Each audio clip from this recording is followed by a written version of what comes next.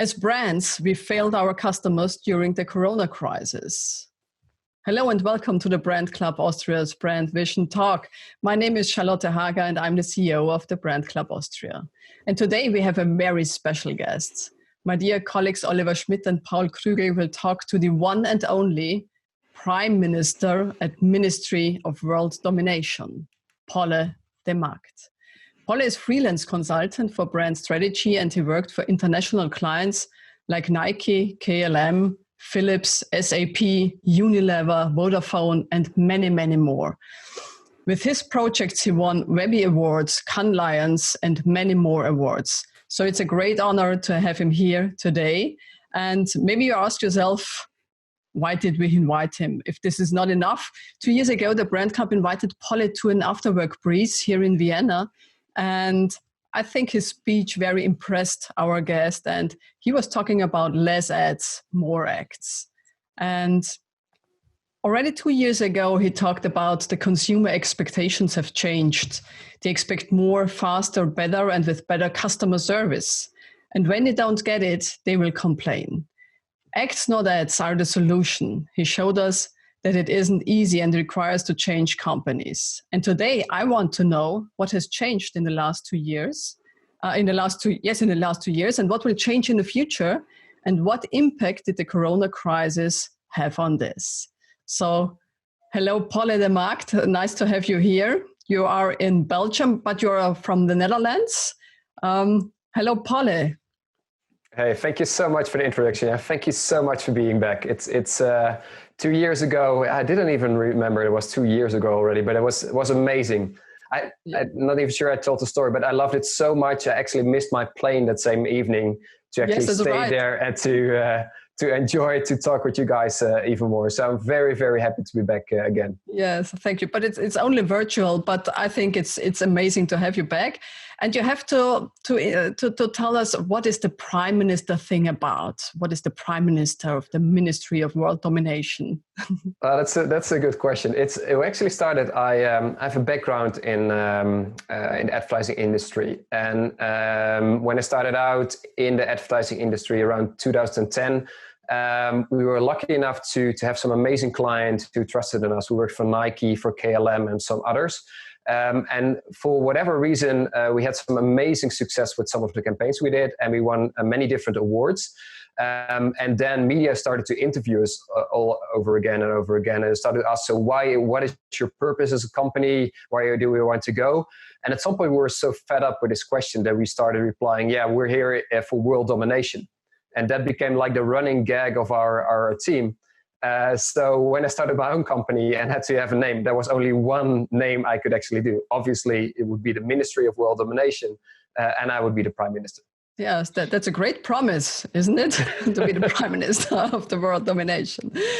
That sounds great. So where did you grow up and how did you get into this profession of the ministry? I grew up in Tilburg, which is in the southern part of the Netherlands. And over the years, I worked in trend watching, in advertising, and last in market research. And then before I started to do freelance consulting. And then at some point, I met the most beautiful woman in the world, which now is my wife. And she's from Belgium, so I had to move to Belgium. And we agreed that we would live in Belgium and that would give me the freedom to travel where my clients would be. So that means that normally I would be traveling about 200 nights per year to work for different clients all over the world. But in Corona times, it means just working from my home office in Belgium. Mm-hmm. Okay, this would be my next question. What was your everyday life before the crisis and what has changed because of Corona? Yeah, I think on many levels, but that will be the same for many of us. For me, it could not have been different. So I was traveling all the time, more than 200 nights per year. Now I don't travel at all. One of my favorite things to do is hiking and going to remote areas of the world. So I would have been to Jordan to hike to the desert for 2 weeks on my own. I couldn't do that, obviously. We had to get along as a family again because normally I'm away, and now we had to find a way to work together there. Also had to work with remote teams. I lost quite some clients as well. So many different things changed. And on the same end, a lot of things did not change. So the first weekend we were aware as a family, and I'm not sure if you guys how that worked, but we sat on a big table and discussed with our kids, our 3-year-old and 6-year-old, okay, this is going to take a while. What do we need from each other to make it work? We have a really collaborative family that way. And we made like a weekly stand-up on a Lego board. So they have like a Lego board with small dolls so they can act out what we will be doing that week. And just having this structure and having this cadence and this frequency during the week really helped us to keep sane. So a lot of things did change. A lot of things didn't change, I think. Okay, so collaborative work with your family and some creative things in it to organize your life. Yeah, but I think it's similar. I think will be a thread to what we're discussing today. It's collaboration with our, I think, with our colleagues right now, but also with our clients and eventually with our end consumer. We cannot do this alone. Yes. This crisis is just too big to do it alone. We have to do it together. So I think we need people like you, Charlotte, who really understand how people think, how their thinking might have changed, and what elements did not change. We need people like Oliver who do understand how you combine the brand thing and the performance thing and how you can use that. And we do need people like Paul who completely understand the value chain of building these digital solutions there. We all need each other to make this possible because this problem is too big to solve on our own. Mm-hmm. Do you think this is a change of mindset, or do you think we already have it in mind to collaborate and to think about the expertises of the different people? So as you tell it, it's so normal. But do you think it's normal in the mindsets of the CEOs and the other leaders in the companies? That extra sentence added another layer because it depends. But often CEOs do get it. In my experience, middle management has some more difficulties. But to make it more general, I think there are so many examples where we do know collaboration is so important, but we just don't do it. And it's just a small example. If you just see how many time all of us are wasting in meetings, and now these meetings have become digital and they're horrible. Instead of doing these meetings and not doing like doings where we actually co-create and collaborate to make things better rather than just informing in these endless meetings. This is a really small thing where we do say and do understand that collaboration is so important. But then we fall back to the default option, the thing we know, and it is this meeting. So yes, I think we do all understand. Yes, I think we all acknowledge. But when it comes to just meeting with each other, but also when we're developing a new product, we're often developing it in our own ivory tower rather than just going out, prototyping, asking our customers, trial and error. These are just a lot of things we do know and we kind of recognize and sometimes experiment with, but are way more important right now. And we just don't do it yet. Well, many of us still don't do it yet. Yeah. So my first beginning statement was, as brands, we failed our customers during the Corona crisis. So it was a statement you told me before. So what does this mean for you? You asked me for a provocative statement, so then you can get a provocative statement. But so in my experience, but I'm curious to also see, and maybe the 18th when we're discussing more with the different members of the brand club. I think a lot of brands fail this. In advertising, they make big promises and then they send us emails with big promises, but then we as customers were not able to rely on that. And I think there's so many examples in our daily lives. I think for me, the biggest disappointment was in our bank.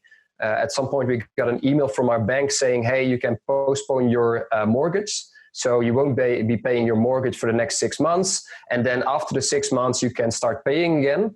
And I was like, okay, well, maybe that's interesting to build a buffer. But then we're talking to the bank and then say, yeah, you can postpone it. But then after Corona, you will pay a small amount of money per month because you didn't pay for the last 6 months. And then I was calculating, and eventually it would cost me 3,000 euros over the next couple of years to not have paid my mortgage for the last 6 months. And then so I do appreciate that my bank reaches out and saying, looking for ways to help entrepreneurs, but then having these hidden elements where a lot of people within the Belgian society will actually have done this and only realize later that it will cost them 3,000 euros to not have paid their mortgage for 6 months. that's tricky. That's it's not lying. It's maybe not deceiving, but it's definitely failing on me as a customer. And I think all of us have many different examples of this period of time where similar things would have happened. Yes, in the crisis, I also have many examples of this where brands failed. Oliver. But I mean, actually, what you told this is a deceiving. I mean, for me, it's a clear deceiving. I mean, the one point that I'm really interested in is that actually this crisis is, like for me, it's like only accelerating trends that have already been there. Yeah? And for me, it's like brands that have not been, fair and authentic will be damaged even more. It's my opinion. I don't know if you agree or not. No, I totally agree. And that's for me, but it's I think it's an interesting discussion, and it's interesting search for us as professionals to see what is a signal and what is a noise. So what indeed are the, let's say, recalibrations, and what indeed have been the changes. And I think a lot of things that we have been experiencing the last couple of years were just not right. So for example, the way we work together, like we briefly discussed in meetings, the way we spending a lot of money on office spaces, but also the fact that I just found recently that you can fly for 19 euros between Vienna and Cyprus with a lot of motion. Everybody knows it's impossible to fly back and forth to Cyprus for 19 euros. The way we balance our work and private life, the way we're still struggling digital, the way we use plastics, the way we misuse water. There's so many big things in our society nowadays that are just wrong, and we know they are wrong. And I do agree, Oliver. I think it's just a speeding up the realization that a lot of things were wrong. And the way, for example, that we're not spending enough time and energy and quality time with our families. We got confronted with that because now we were forced with spending more quality time with our families. I think all these big things are indeed just recalibration. We're falling back on that, and they are accelerated. And it's for us, it's quite interesting, I think, as marketeers to see how do we tap into these bigger trends. We already kind of were realizing that were happening, but now we do have to act in it because it's the time, it's the day, it is the moment. Yeah, I find it very interesting because Oliver always says it's not about what will change, but what will stay the same. What do you think? What will change in consumer behavior? And what will stay the same or will stay as it was before Corona? As you said, we want to fly to Cyprus for 19 euros. Now, during the Corona crisis, the last 10 weeks, people said, oh no, I will not travel this anymore, because of the climate and so. And I have to think more regional. I don't believe it too. So I'm a market researcher, and I see this, and this is just what we see now in the context of crisis. But when the crisis is over, and this is how it feels now, because you can go to the restaurant and you can travel I think we can travel now to Croatia. Is it now or in 1 week or 2 weeks? So we can go to the sea and we can have our holidays, and everything is normal again. Just the one thing that stays is the mask, maybe, and this will fall also in a few weeks. But what will stay, and what do you think, what will change, and what will stay the same as it was before? What is your experience in this point? Maybe just one comment, because in order to be honest and authentic, I have to admit that I stole this sentence from Jeff Bezos, who was asked, what will change? And he answered that this is the wrong question, because the question is what will stay the same. And he said that he is convinced that people also in 10 years from now will want to have a variety of products to choose from, and they want to have it cheap, and they want to have it fast. So this is something which is so important if you look at the things and changes from the brand point of view. And this is why I love this comment so much. And yeah, I think many things will stay the same. Can I also make a little comment there, because I think when we are talking about these societal changes and these mindset changes, I think that we are sometimes too focused on our societal bubbles that we are referring to. I mean, as professionals here, we of course do understand that we have to be conscious about our world, about our society, about everything, about health, etc. But in a broad term or in a general term, I don't think that society as a whole will change a whole lot. But our little bubble that we are talking to and mostly living in will maybe increase a little bit. And I think what's important for the brands is to realize that this bubble or this target group, customer targets, will increase a little bit, and they have to adapt to still fulfill these kind of needs, what they have to deliver on that front. So they have to be more authentic, they have to be more realistic, they have to be fine with being able to be hit with they have to have a real mindset basically for this kind of target group, because otherwise they will lose this target group that we are referring to here. But in general, I think this everything stays the same, as in products need to be cheap, product needs to be available in a whole lot of varieties and stuff alike. So I think we're only referring to a very little society we are talking to. Yeah, it's good. I in all honesty, and it was interesting, Oliver, because Jeff Bezos indeed was asked that, and he said he had his sentence from Oliver Schmidt. So it's quite interesting how you guys keep referring to each other where the source of the quote was. But having said that, I think you guys are all making brilliant points, and I don't know. For me, it's really early also because I know and I fear and I see that we're only at the start of the economic problems we're having with expected 10% shrink in the economy in many different countries. I see a lot of companies that are struggling already in hospitality and restaurants, etc., etc. In Belgium next week, restaurants will be able to open. And 20% won't even open because they don't see a business model they're going on. There will be a lot of unemployment in the next couple of months. So it's really difficult for me to see how this adds to things. And it makes total sense what all of you are saying. And also to your point, Paul, a lot of things will be the same instead of cheap and availability, etc., etc. So for me, it's difficult to see, let's make it easiest for me to talk about travel, what impact there will be in travel. And I think there is a growing layer in society who says, okay, we have to travel less and pay more for our tickets. But I'm not sure how many people already support that. And I have other friends who are saying, okay, city tripping, that won't be doable via plane. We might be doing that via train, but I'm not sure. Other people will be saying, yeah, I would go to Sri Lanka or Vietnam once a year with the family. Let's do it once every 2 years. For me, it's way too early to tell. And it's indeed, to your point, Paul, I think I'm living in my bubble. I hear the people I talk to. I've done too little market research when it comes to a broad economy to tell something about that.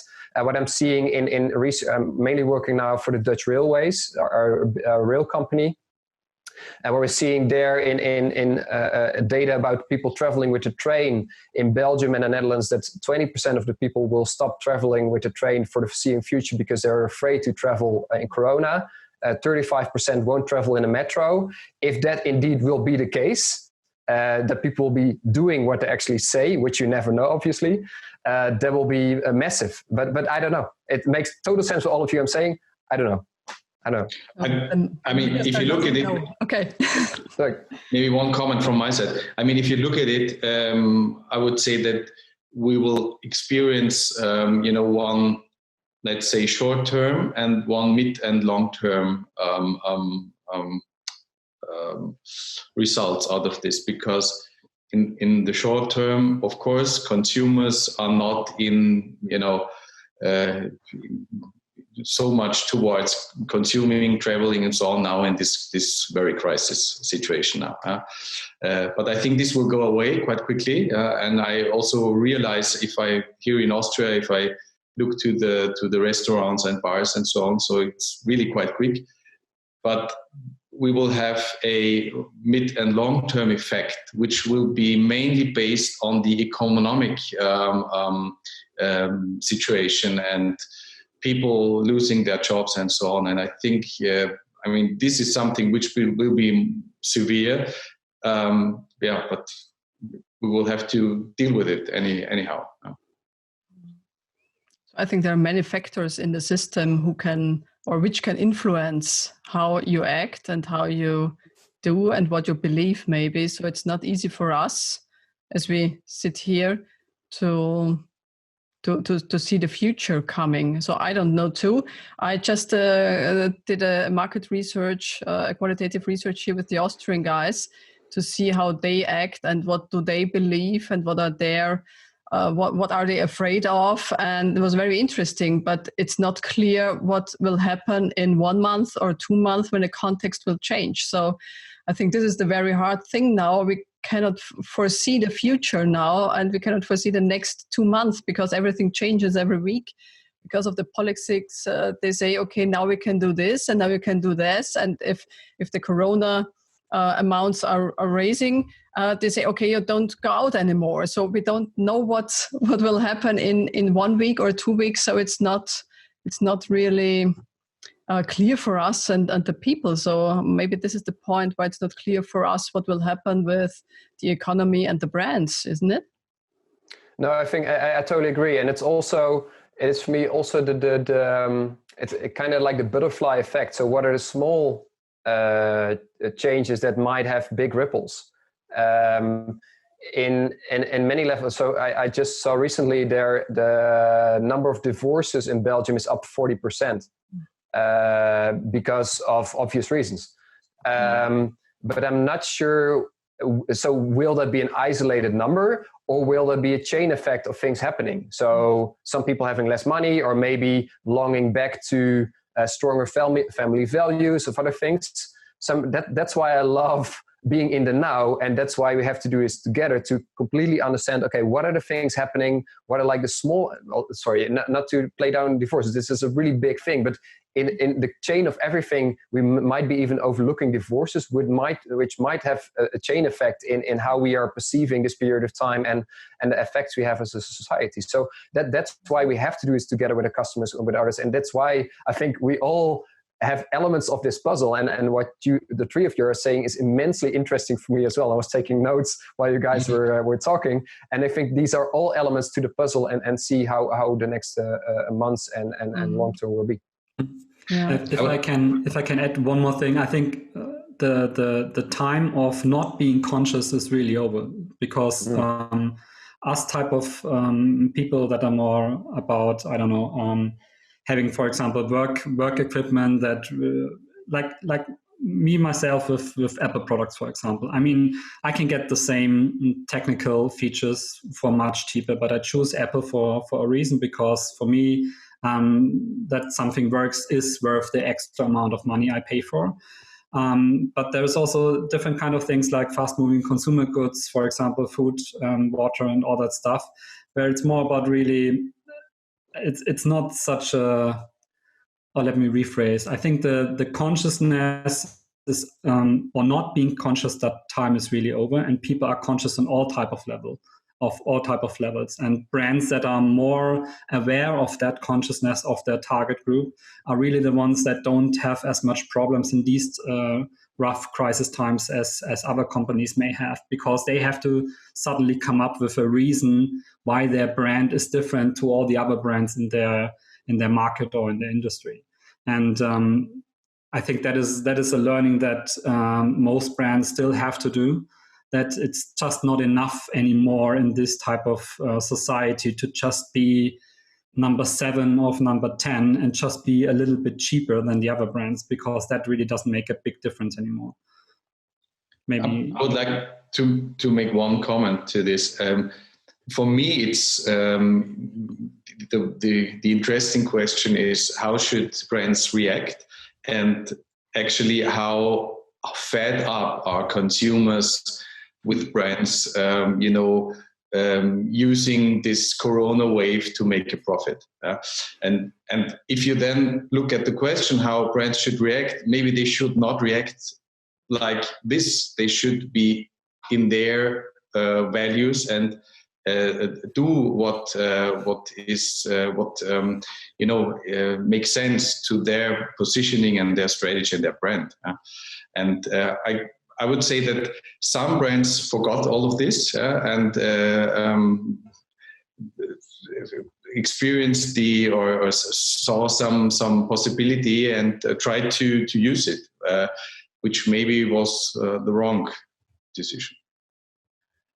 No, I agree. I think that there's the big problem there might be the disconnect between what you say and what you do, and that I think there the bank example was for me a big example. But there also, when you look, for example, when it comes to airlines, when you have bought a ticket with Ryanair to fly to Ibiza or whatever, and you have a more difficult time to get your money back, it is on brand, and that's not to disrespect Ryanair, and quite the opposite. It's quite, you buy Ryanair is cheap, no frills, no nonsense. But indeed, if you have to get your money back, you're kind of in more trouble than you would fly with Austrian or Lufthansa or KLM or others. That's for me, that's also authentic. That's totally okay. I think the disconnect becomes between the brand that were promising a lot of service and great to be your friend and being customer centric, blah blah blah blah, and then failing on us in this period of time. I think that becomes a big problem. And I think to your point, Paul, it's indeed about being number one. But I think also, and I'm not 100% aware of all the different brands that are within a brand club in Austria. But I can, just a small example, if you're an olive oil brand, I saw in the first weeks after the start of Corona, olive oil sales was up with 1,100%. And I think there, if you're just one of these brands, it's really, really difficult. So it is, you kind of understand, I think, why this is, because people spend more time at home, want to eat good food, etc., etc. But what is signal and what is noise? Will it stay this way? How indeed am I different as a brand between all the olive oil brands you have right there? It's really, really interesting, I think, for all of us. And that's why I love that you guys are opening up and doing these kind of talks. We have to have this discussion with all of us to understand, find a methods and way of thinking and way of acting to try and make sense of this period of time and to act in the correct way. I mean, the crisis really shows what all the brands are about. And if there is something behind all the fussy buzzwords and all the like, or if there is basically nothing behind it. So I think people really, or brands really do well if they concentrate on really thinking about their value and the purpose again, and trying to align that with their real values that are behind their motivation to actually release something or do a product. I agree. Because people are very conscious and they pay attention. Like you said, with Ryanair, for example, I do believe that most people didn't even think about this. But as soon as the crisis was there and they were trying to get their ticket prices reimbursed, they started to think, maybe I joined this relationship, this cheap relationship with Ryanair, so I don't have to wonder now if I don't get my money back as easily, because that's the relationship I choose on purpose. So I have to think about this in the future maybe a little bit more and make a wiser decision on where I do spend my now scarce money to begin with. Yeah, maybe we could drive the conclusion out of this, that this situation is something like a torture test, not only for brands, but also their business models. So it's a torture test, which is, going deeper. Interesting. Yeah, but which should have always been the case. And it's what I saw someone, I forgot who it was, I will look it up after, but there was someone who's also talking about this coronavirus is not only attacking our immune system as humans, but also the immune system of companies. And he turned it in the right way, saying, okay, a lot of good changes for customers or for an organization that normally would have taken me 5 months or 5 years, I can now do in 5 days. And I think there, to both of your points, Oliver and Paul, I think you see the true colors of any organization. I can imagine within Deloitte, it's no problem at all to have people work from home. That's like an instant switch, VPN on, work from home. I can imagine with you, Oliver, exactly the same. Charlotte, with you as well. But there have been a lot of companies who have had enormous, I know of some airlines, I won't talk about the name, it's not KLM, it's one of the big competitors, who had a large issue with getting their customer service online from home. And I think it says something about you as a company. Within KLM, I think we had it live within one day. Other airlines took weeks maybe to get it done. And it speaks to the core, the culture, the being, the acts of you as a company there. Mm-hmm. So what do you think, Polle, what must brands have or offer, or how do they have to act to emerge from the crisis? Well, I think talking about this conscious, I like the word consciousness in this sense, but also the working together. It's what we now do with the Dutch Railways is we have to work together with big corporations to see, okay, when all their colleagues start traveling again, how can we make sure there's not too much pressure on the system in peak hours? We have to talk to student organizations to make sure together with universities that students cannot travel all at the same time for the moment. We also have to work together with companies saying, okay, it doesn't make any sense. Normally you would have a subscription for 5 days a week traveling with the train. Well, chances are very, very slim you will be traveling with the train 5 days a week for the next several months. And the only way you can do these kind of things is together with your customers, understanding, okay, so why are you afraid to travel with the train? What do you think when you will be traveling with the train? At which hours? Can we discuss with your company how we can spread it more evenly? You cannot do that in isolation. You can only do it by being conscious of what is happening and working together with your customers and with your clients to make this happen. That's the only way. That's the only way. And I think for all of us the same. It's for my business, for the future. It's for your Charlotte. It's for your Pauls. It's for your all of us. It's for all the people watching right now. It's the only way forward. Okay, so that's good message for me, because we have to listen to the customers. But in my daily life or work, I see that the budgets are frozen. So the comments say, no, we have no money for market research. We have to act. They think they have to act. I think it's more they have to react, but not act. And not listening to the customers, I think also is a danger. But how can you make them clear that it's necessary to survive maybe, and not going into the brand suicide? Yeah, I think that's really difficult, and I do understand your challenge, and I think that's a challenge I see within the industry. I think a lot of people who are on agency side are struggling right now because all budgets are frozen. A lot of us were aiming for all the big sports events this summer and seeing thousands or 100,000 or even millions of budgets going away because the sports events are not taking place or going virtual or going next year.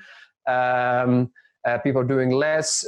Brands are communicating in a different way. So I think all of us are struggling, and I think that's. We were talking before this, and there was a point we're losing the monopoly on the customer. I think where first we as marketeers were like the bastion of understanding the customer, I think more and more companies start to understand that they have to bring the knowledge and the customer closer to the core and do the product development, etc., etc. And we are not the only wizards anymore who understand what the customer people are thinking. And there, when it comes to collaboration, all the things, freezing budgets right now is the easiest way to go forward, but it's not the smartest way to go forward. And I do understand, and I don't have the exact solution right there. A lot of people say, okay, start adding value right now without charging, and then see how things are progressing. Well, not all of us have the luxury to charge less or charge nothing in the next couple of months to just keep building this relationship and see what comes from that. For a lot of us, it's also pivoting. I was doing a lot of physical workshops with companies. I now have to do them all virtually. That's fine, but it's a small change you have to do right there. And I think also the only way forward is doing this together with the customer, understanding, okay, if they don't want these large tradigital research structures, what do they need indeed, and where can I indeed fit in, and how can I help, if it's only for a fraction of the normal things I would be doing there. Yeah, because the big thing is, or the big question is, as we said before, what will the customer do in the near future? What will the customer do in 1 month, in 2 months, in 3 months? And as you had this olive oil example, as I said, so this is maybe the olive oil, it's just a branch of olive oil which raised up. But what is your brand in this context? So maybe you can say, okay, my olive oil can make a chance out of it. and to see if the Corona crisis is over, then to be the winner of the crisis. I have some companies who ask me what will stay the same, or how can we reach the customers? How can we build a relationship to the customers we now won during the crisis? And how can we hold them after the crisis? Because of the crisis, they didn't get a relationship to the brand, but they got the product was interesting for them because of the crisis, because maybe they found out, hey, there's a new product or another product, I can use it, I just can try it. But what will be when the crisis is over, and when we go out with our normal mind and say, okay, I need butter, I need lemonade, I need, I don't know, beer. So maybe we are not in this open mindset anymore, because this was the last 10 weeks that people said, okay, I can look which toilet paper I can take because it's sold out. So let's try something else. And also the spaghetti are sold out. So maybe I try another thing. Maybe I try rice, which I never tried before. So things are changing. And I think this is really interesting for the brands who ask me, Charlotte, what can we do to stay top of the mind, to be in the relevant set? What would you say at this point? How can they stay in the relevant set, or get more into a relationship to the customers who tried them out? And maybe it's an option. Well, I think it is the question. It's one of the questions for me to ask in this period of time. And I think up until before Corona crisis, a lot of brands didn't even think about it. So it's like, yeah, we just sell rice or whatever. But now indeed it is the question, okay, you're seeing a spike of plus 1,200% in your olive oil. Okay, which is awesome right now, but what about the next 2 months? What can I do in indeed adding more value? Doing something with my packaging so it's more logical to use olive oil in different moments of the day, or indeed be the olive oil thing, or indeed have the content, whatever, to build a community there to do more with my olive oil. And I think there, what I do like from this difficult time, that you see a lot of companies doing creative stuff.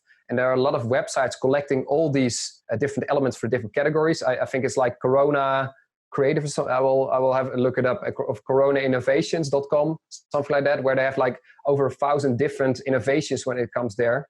And I think if you just look at, for example, how restaurants solve this, some restaurants didn't do takeouts during Corona crisis. Some restaurants did it in a really, really bad way. In a way, for example, I heard one of my neighbors talk about, he was really longing for lobster. And then he finally found a restaurant that did lobster delivery. But then it's really, as you guys might know, Paul, obviously, because he's a chef, knows better than me. But it's really difficult to cook lobster and keep it good for several minutes, let's say up to an hour, and then eat it in the correct way. So as a restaurant, you also have to think, okay, if I do takeout, what are the dishes that actually make sense if they get between being cooked and delivered are still okay? And then how do I build a relationship? And some small companies get really creative. There's a local French fries and hamburger store here in the village where I live. And he built like a maze outside of his shop. So you are not facing other customers directly, but also already facing away. And then he had different areas where you could swipe your hands and swipe your thing. And then he would have like mouth masks as well. And it was in the first week of Corona. He actually got interviewed by CNN and BBC and by others just because he was so thinking, how can I make this safe? So for me, it is indeed going back to the main question. Okay, I now have a boom or something is happening. What can I do to do so? Involve people like you, but also looking at other creative examples. And also, yes, it is difficult right now, but my dad would also say, okay, you can cry for 5 minutes and then you have to move on. It's okay for all of us to cry for 5 minutes, but now we have to move on and see how other companies are doing it, what we can inspire from it and actually make the best out of it, because crying won't help. We have to move on and we have to do that together and find different examples, test things, look for people like you and move from there. Maybe 5 minutes. Maybe the message could be towards brands and companies that they should open their eyes and open their minds to the opportunity which is here. through this crisis. And this is what I keep telling my clients, is that maybe this is now the time where you could change the perspective and go into the client perspective, because this is something which is really the hard thing to do.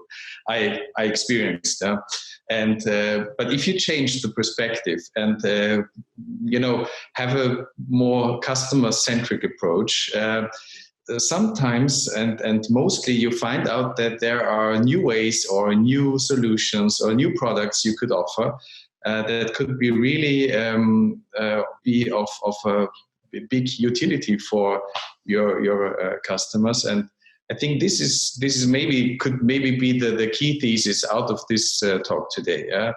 It's really, in my point of view, brands really have the opportunity now to change their perspective. And if you do it, then suddenly you find many, many new ways that could be really profitable and also supporting your brand positioning. No, that's true. But it's I'm not attacking you, but I'm attacking us as a profession, I guess, because customer centricity is not anything new. We've been talking about that for the last 10 years.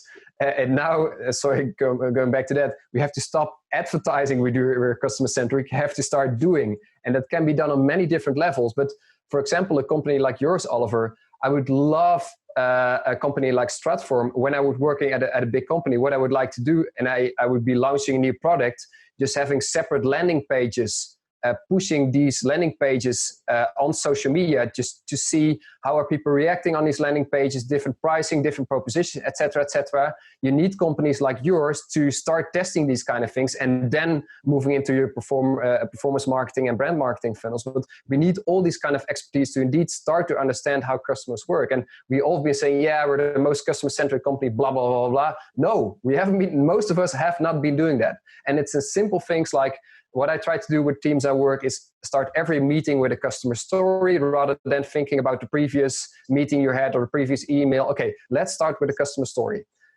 If we're developing anything, okay, what did customers say? When did we ask them? How did we test? Did we test enough? Etc. etc. It's a lot of things we just usually put it in words and not doing. And that's why I appreciate the three of you being part of it, because it's in your DNA. It's in every fiber of you to do this customer centricity. But I think too often we're just advocating and saying we're doing a customer centricity and we're not doing it at all. I completely agree. And maybe the better thesis out of this talk today would be that brand management is more about solutions and tools today and acts, in your words, than it is about communications. For me, this discussion is very interesting because, in my point of view, because I'm in the mind of the customers. For me, as Polle said before, or in my world, and in my words, it's brands have the chance to create new daily routines. As we talked to Gregor Jasch, who's a transformation expert and brand expert too. He said we have to build up brand experiences, and we have to experience companies and experience mindset. So it's more about having experiences anymore. And during Corona and after Corona, people wanted to, maybe more than any time before, they wanted to make experiences, to feel themselves and to say, I have my life, I can hold it and I believe it and I know what I do to have more, what's the word for it? To have. You mean the value communities? Value and meaning and more safety in my life. And I think maybe we have to create really new routines. And this is the point to say, what can my olive oil, in which situations can my brand and my olive oil bring some new experiences in daily life? And maybe there are new daily routines. It's not just like eating bread and olive oil and do the olive oil for cooking, but maybe there are more possibilities. And maybe this is not the olive oil example, but every brand maybe has the chance to listen to the consumers and to see what's the daily life, what are the daily routines, and what chance do we have to change daily routines. Because this is also my job as an ethnographic researcher, to go into the communities and see what are the routines, or maybe what do they need, what are the pains and jobs to be done, and to be part of the solution. And maybe we have to think about more solution-oriented. So solutions for customers, what they don't need now, but they have jobs to be done and they have pains and maybe some pleasure points. And then you say, okay, what is my part as a brand or my product to be part of the life and get this brand experience and this brand relationship to the consumers? Yeah, I think Go ahead. Make one comment to this, because I mean, Gregor told us also about that. In his point of view, it's not about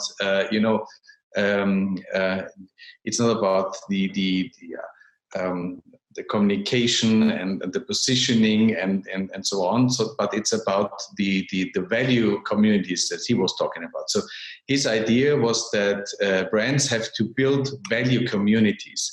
And if you look at this from this point of view, all these new traditions and how your product could create a value and so on come, in my point of view, from itself. So the approach would be that if you build this value community, everything else is like maybe comes from itself. I just wanted to make this comment to it. No, I think it is in the core of a company and the culture and what you're doing, which is in a discussion in itself, how the brand and the culture of a company are often are sometimes not aligned, often not aligned.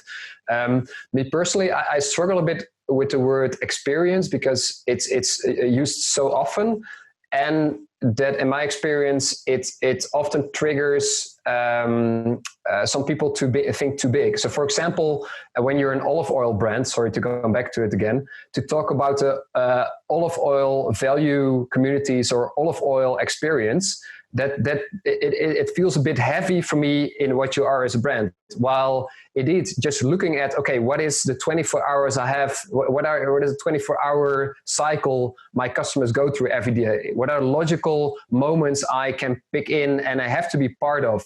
What are the pains, what are the gains indeed of these moments? What is the desired behavior I can trigger to things I do? What is the undesired behavior I can take away for these kind of customers? That is a more, maybe even performance-driven way rather than experience for me is a bit, in my experience, a lot of marketeers take it too broad while they just have a function in people's lives. What I do appreciate in a discussion is that I think there's now an extra ongoing discussion as brands, as consumers in general, about being in the present. It is indeed how do we indeed make the most of our time, whether it is in meetings or in our daily lives. And it's a small step to sideways. I'm not sure if I talked about it 2 years ago, but 5 years ago, I got a ruptured kidney and I ended up in the intensive care unit of my hospital. And I almost died. And for me, that was a moment to start and realize, okay, I want to use the time that's left in my life in the best possible way.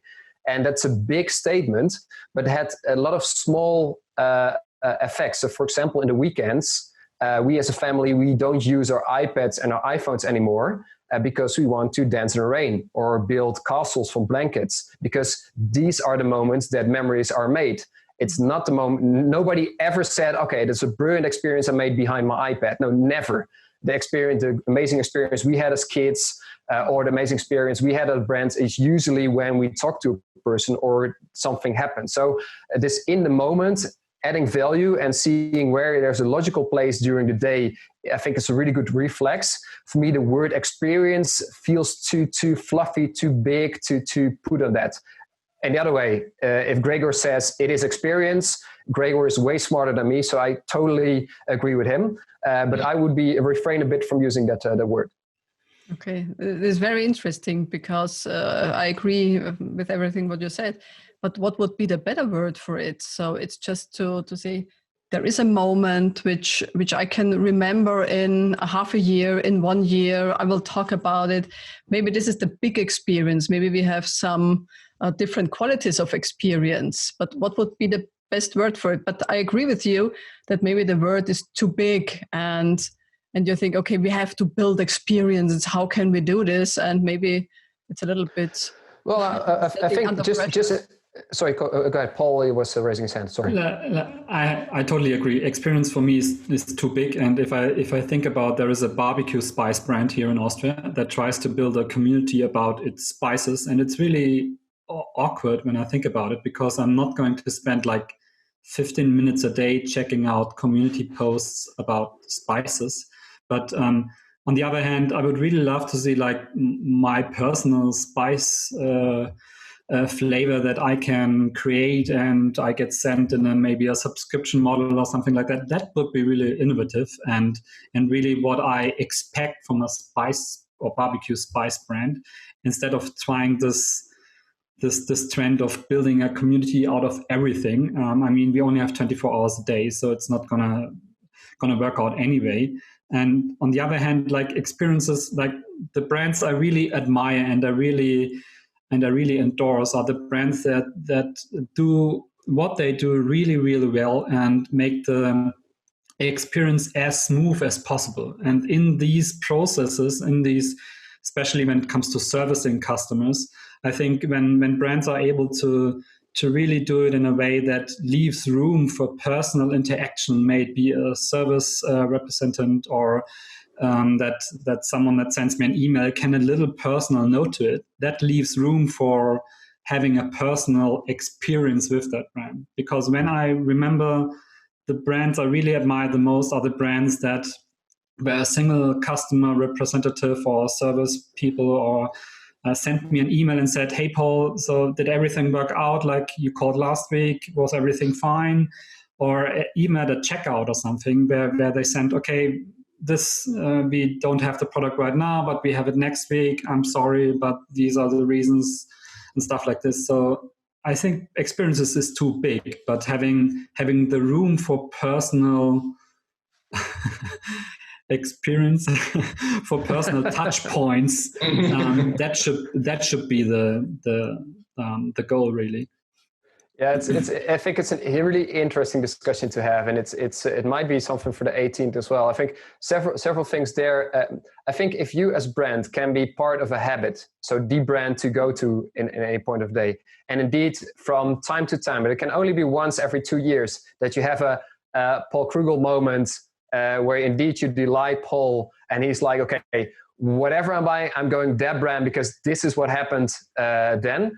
That would be awesome. And in a way, it falls back to really simple things like the peak end rule or other things. It's just having this base and then having 1 or 2 moments, maybe during even a complete customer lifetime, where you have one of these 2 moments that are just been so awesome, so above and beyond, and are so also worth talking about.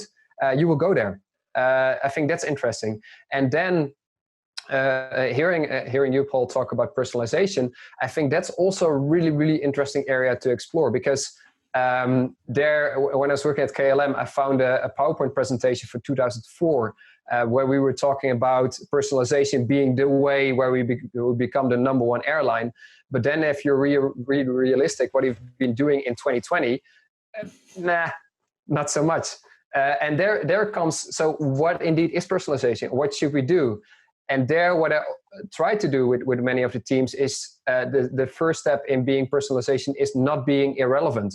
And it's in simple things, but for example, if you book a ticket and it's with Lufthansa, with KLM, with all the others, if I book a same-day return flight from Vienna to Paris, I often get hotel banners on the website. It doesn't make any sense because I'm flying back the same day. So why are you showing me hotels? And also the day after, they were retargeting me. So why? That's just irrelevant. And so if you can get away these irrelevant emails, if you can get away all these irrelevant banners, et cetera, that will be awesome. Then you're one of the most personal brands I could ever have.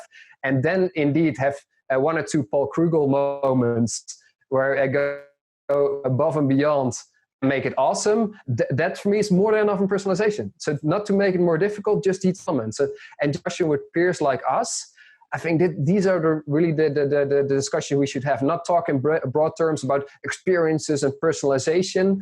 It's too intangible for all of us to act upon. It makes it even way more difficult for us within the marketing profession to get our structure, to get our place within the organization, because then we come again with a difficult PowerPoint presentation about building experiences and value communities and personalization. They don't know. Really make it tangible and understanding this customer. I think that is really, really important, has been important for us, and will be even more important going on, I think, in the next coming months. Mm-hmm. Just one little story about this personalization, and that it can also shift into something that's really scary or creepy, I would say. There was this little thesis by some students who made a test in a coffee shop, and they basically wrote on the outside that you get a free coffee for a Facebook like. And as people were entering and showing the proof that they liked it, the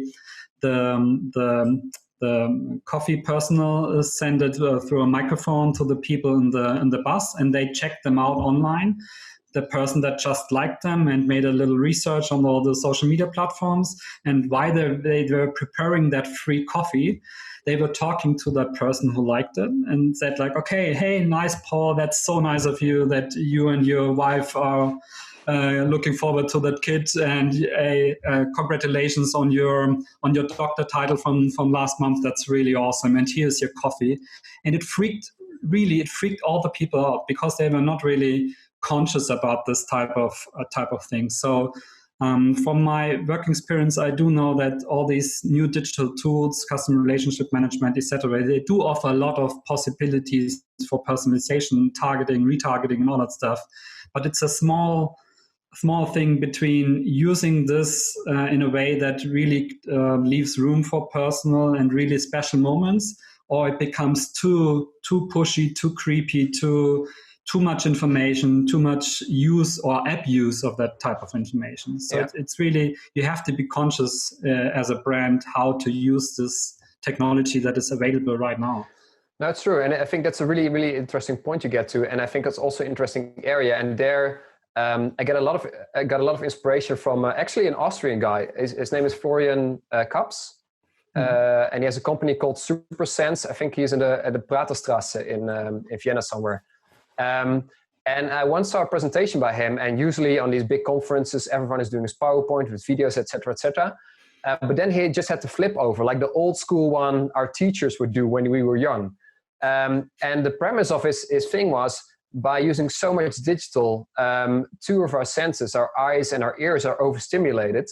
So if we can in any way stimulate the other senses, go more analog, go more real, so stimulate feel, smell, taste, etc., it has exponentially more value than that. And I think that's similar to, I think there's hardly ever anyone who says, oh, wow, I just had contact with a chatbot that was so memorable.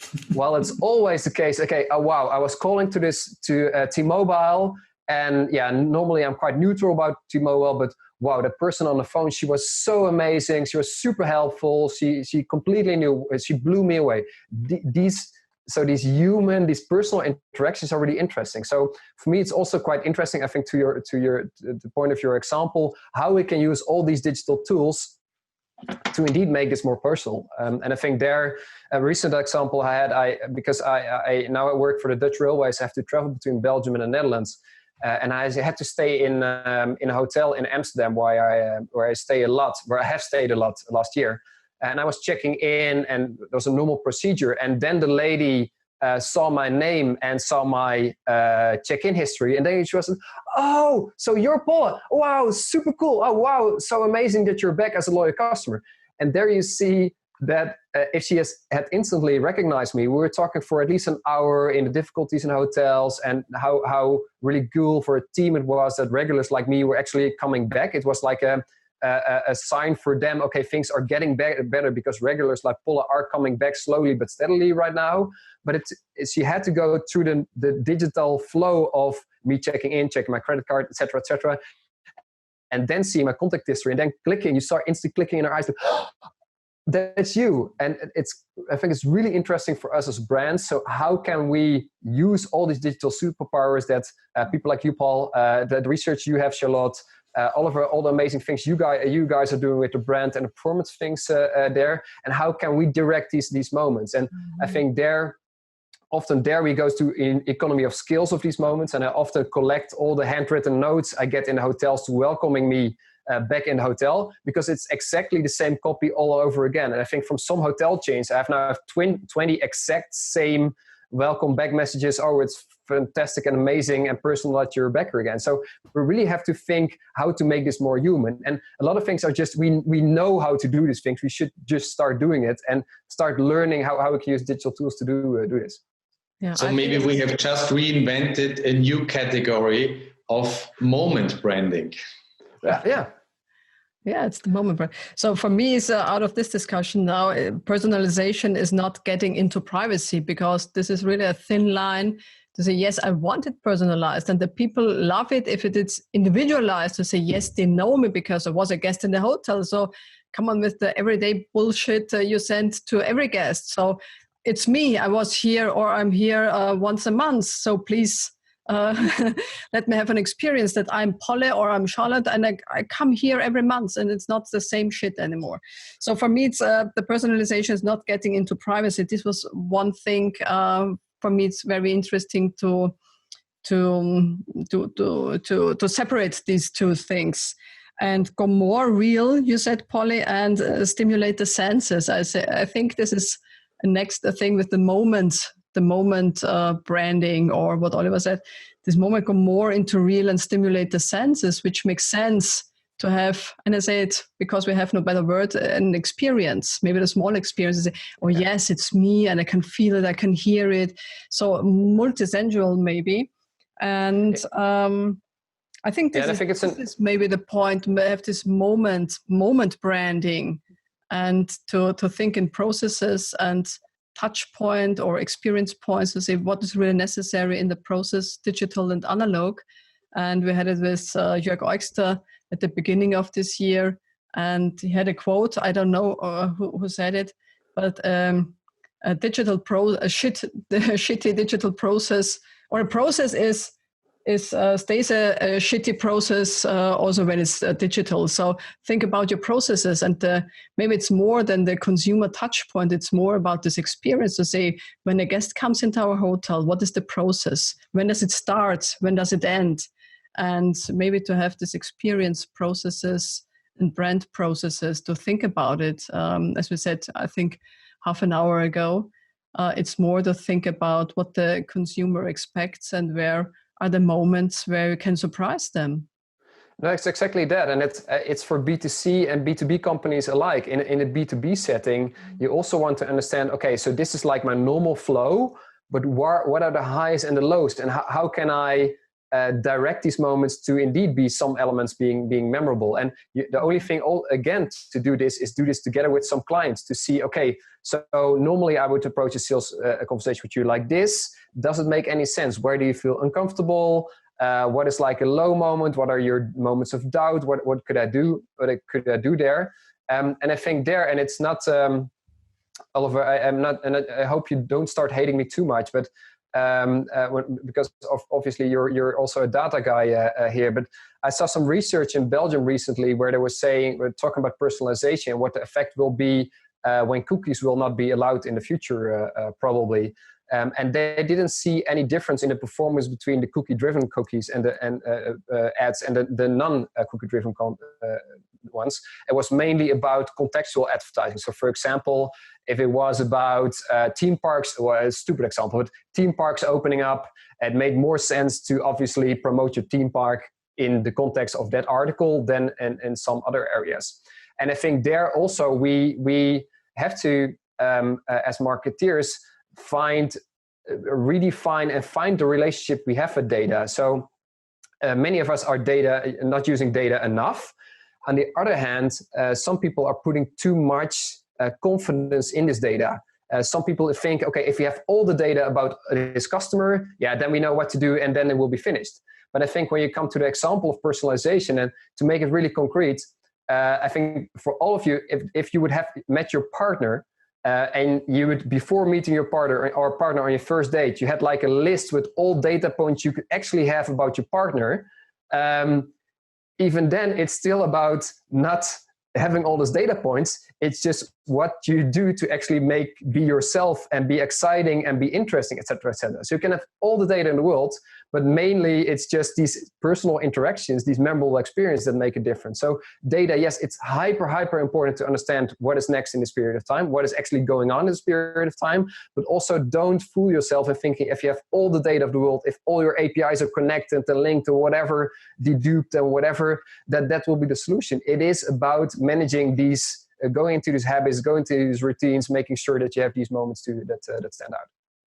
No, Polle, I don't hate you at all. I completely agree. Okay, sorry. No, it's of course. Data is only a vehicle.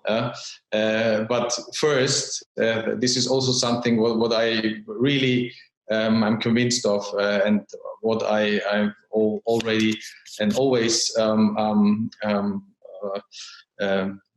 tell my customers and clients is that first, I mean, you need a strategy, and you need to build the image and personality of your brand. I guess this is what you mean. Yeah.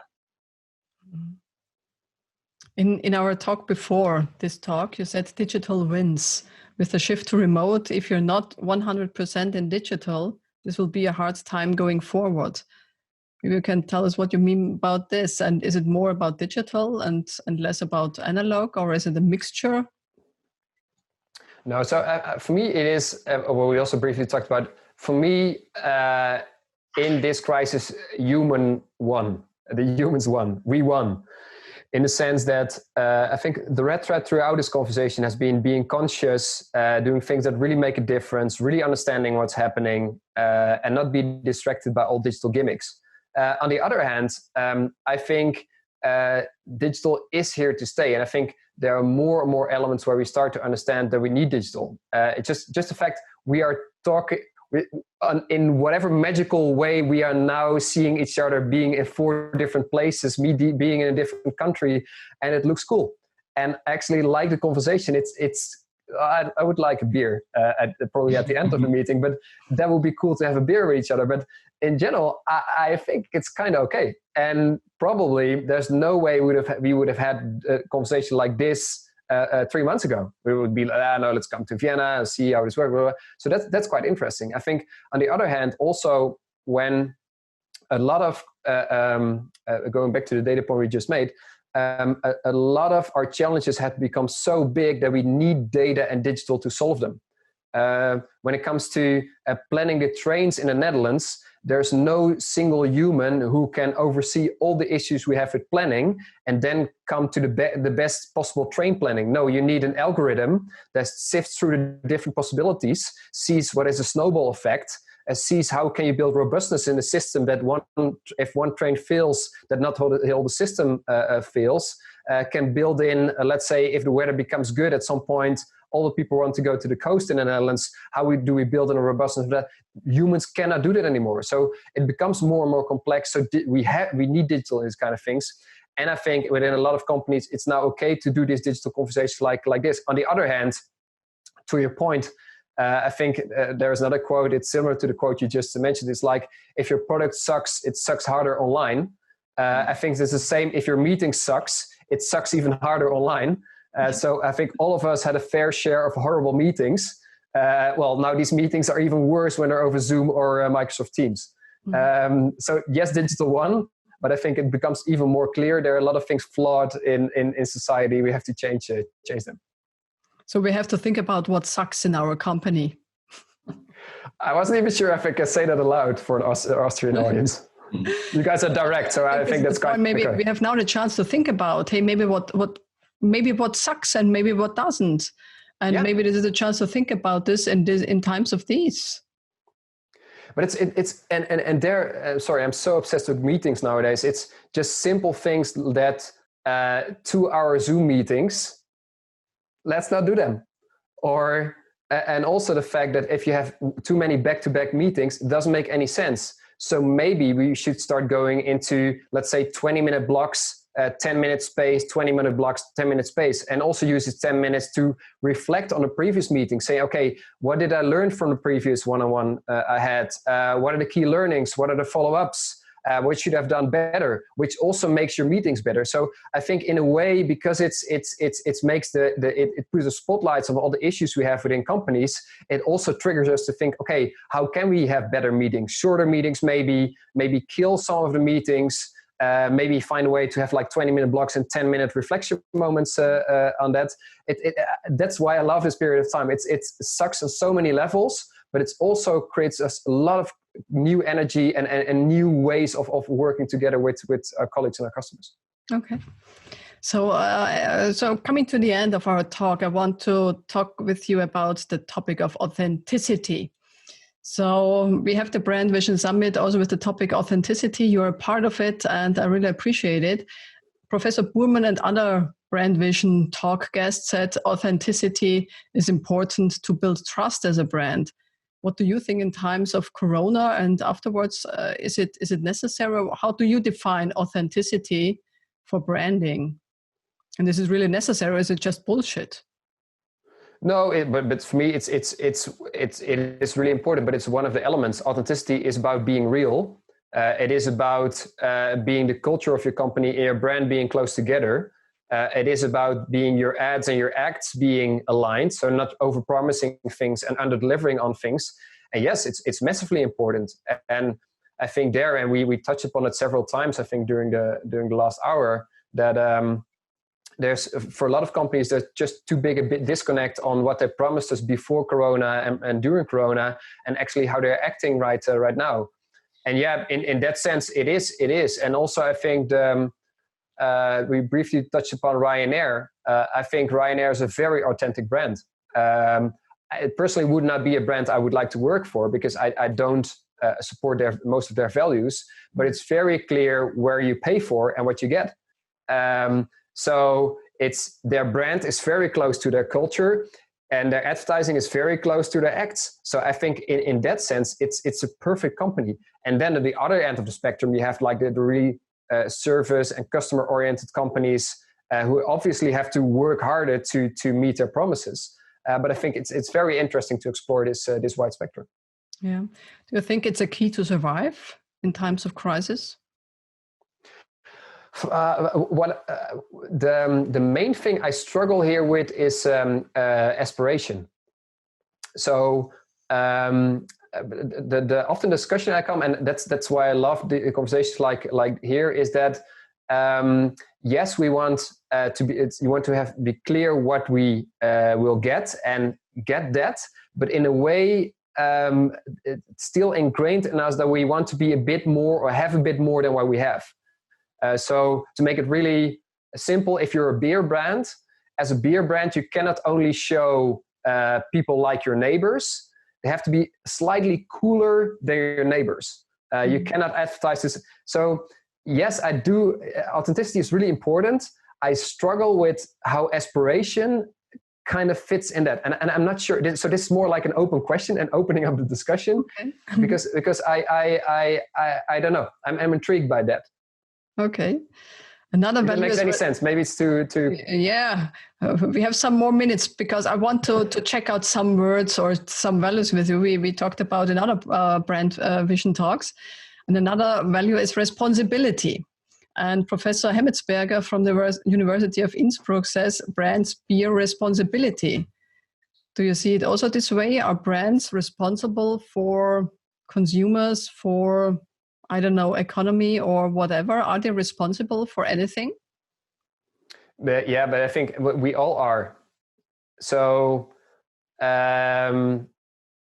it's for me, my life completely changes when we got kids, because now there's always a small voice in the back of my head saying, okay, super cool, but how am I going to explain that I traveled so much with the airplane? How am I going to explain that we spent so much time behind our iPhones while they were asking attention? How do I explain that my work-life balance was sometimes off? How do I explain that we waste so much plastics? How do I explain I didn't know where food was coming from? So I think in general, we all have a responsibility towards ourselves and our kids. I think companies have a responsibility. And I think slowly but steadily, we start to see that in, for example, how that things like doing good as a company was mainly about making profit. And also the companies that were idolized were the fast growing startups. And I think we're moving away to doing good as a company is doing not good only in an economical sense, but in a societal sense. So what are you adding to society? How are you progressing society rather than mainly your own economical values? And you see that through the line. And I think we're slowly but steadily getting there. Some marketing people, I think the first time I heard that was from Michael Chung, a trend watcher, a futurist from the US, who once said that with the church being less dominant or religion being less dominant in society, brands have a bigger role to play when it comes to building structures, habits, etc., etc. I'm not sure what I think about that, but I think it's an interesting addition to this conversation to see if you want to go that far. But I totally agree that the brands have responsibility in the wider sense. So societal sense, wider definition as well. But I think we all now have the responsibility to make it better. And I think we all see a lot of things that are going wrong in either how we're contacting customers, how we're preparing food, how we're traveling, etc., etc. We all have to do something. Mm-hmm. So do you think brands have to think about what are we responsible for, maybe regarding the purpose? To say what's our purpose? So maybe we are responsible for something or parts of human beings or the climate change or whatever. So how can brands take responsibility? And maybe do you have examples of brands who take the responsibility? Yeah, yes, there are plenty of examples. And I think like there are really easy examples like Patagonia, who's obviously one of the brands in the world that taking responsibility right now. You have Nike, obviously, that's taking responsibility in Black Lives Matters. But I think you see, what I'm most intrigued by is like the small and medium businesses you see all around who are taking responsibility. For example, when it comes to that you save money when you bring your own cup of coffee rather than them having to throw away things. Whatever hotels who are doing a la carte breakfast rather than having these large breakfast buffets that they are throwing away. So slowly but steadily, or hotels where you get points if you don't have your room clean again. So I think all of us are slowly moving. I think in line with the earlier discussion we have about experience, I think purpose thinking is a bit difficult. I think was the best example was Pepsi, who had, I think, Kylie Kardashian hand over like a can of Coke to make peace with some riot policemen, and that doesn't make any sense. But I think rather you're an airline company and you have to say, okay, maybe taking an airplane is never good for, let's say, the environment, but let's do it in the best possible way. And let's see if we can tell people, okay, travel less, but if you do travel with an airline like us, who is at least responsible in this. I think every single one of us can play a role in that. And let's not overemphasize what all the big companies are doing. I would love to see, and also the 18th, when we're doing the next the big conference, see a lot of local Viennese or Austrian examples of companies who are actually doing that, because I think that these are our peers, and that these can help us progress in that. Yes. So I would like to talk to you the next hours, but I think we have to come to an end. And maybe the last question, where do you see the general opportunities for brands or companies to strengthen during this crisis and after the crisis? Maybe there are 3 points you want to give our listeners here in the Brand Vision Talk to say these are the key takeaways.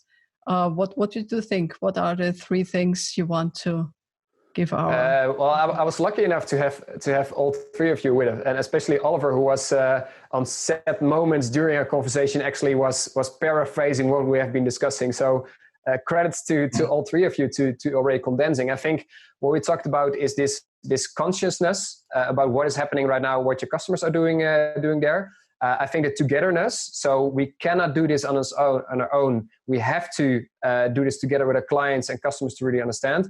And I think finally, the do elements and the moments elements. So really start doing this, starting changing. Acts are really important to build this responsibility and to have this authenticity. Okay. Thank you, Polle. Thank you so much for having you for this awakening conversation on, so as you say, it's Sunday, high noon. We did this conversation with Polle de Maagt. Thank you for this too. On Sunday, talking with us. If you want to experience more Brand Vision talks, please take a look at our website, brandvision.at or brandclub.at, and become a part of the brand community of the Brand Club Austria. Maybe you are dedicated to the topic of brands, and see you next time. Have a good day.